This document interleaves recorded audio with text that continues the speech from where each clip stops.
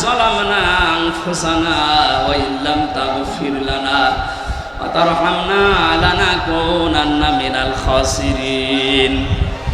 রব্বুল আলামিন খুলনা শিরোমণি ঐতিহাসিক এই ময়দানে 3 দিন ব্যাপী তোমার কোরআনের কথাগুলো হচ্ছে।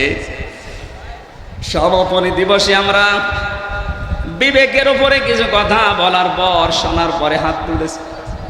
রব্বুল আলামিন তুমি আমাদের বিবেককে কাজে লাগানোর তৌফিক দাও। এ বিশাল আয়োজনে যদি সওয়াব দিয়ে থাকো কোটি কোটি গুণে বাড়িয়ে দাও। এই আলোচনার সাথে, এই মাহফিলের সাথে যারা যুক্ত আছে, যাদের মা বাবা নেই, আল্লাহ কবরগুলোকে সওয়াব পৌঁছিয়ে শান্তি বৃদ্ধি করে দাও। আজকের মাহফিলের সভাপতি তোমার গোলাম অধ্যাপক মিয়া গোলাম পরোয়ার। আল্লাহ তার বাবাকে হারিয়েছে, সন্তানের হাত নাকি তুমি ফেরত দাও না। তার অনেকগুলো ভাই বোন হাত তুলেছে। সন্তানদের ওসিলা করে মরহুম মিয়া আব্দুল হামিদকে মাফ করে দাও, তার কবরটা জান্নাতুল ফেরদাউস বানিয়ে দাও। আল্লাহ তাআলা ডাক্তার শেখ মহিউদ্দিন সাহেব কিছুক্ষণ আগে দোয়া চেয়েছে তার বাবার জন্যে। মরহুম শেখ আকিজউদ্দিনকে তার স্ত্রী সহ কবরে আসিম মাফ করে দাও।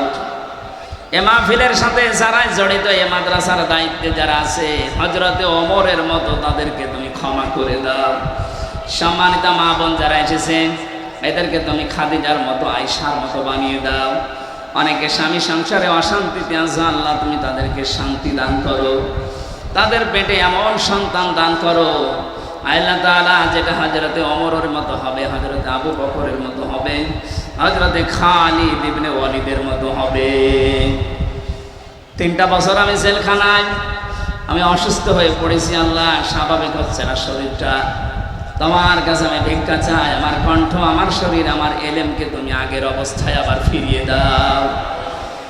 এই মাহফিলের সাথে যারা জড়িত আছে, যে যুবকদেরকে মা পেটে নিয়েছে, মায়ের পেট তুমি ধন্য বানিয়ে দাও।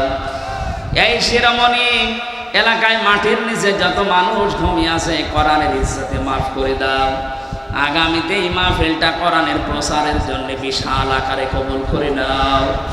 আল্লাহুম্মা গফিরলি ওয়ারহামনি ওয়াহদিনি ওয়াফিনি ওয়ারযুকনি ইয়া রাব্বাল আলামিন। আল্লাহ মা বাবা যাদের বেঁচে আছে সহি সালামতে রাখো, সুস্থ রাখো।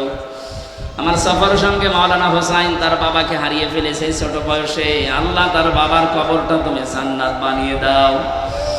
বারাকাল্লাহু লানা ওয়া লাকুম ফিল কোরআনিল আযীম।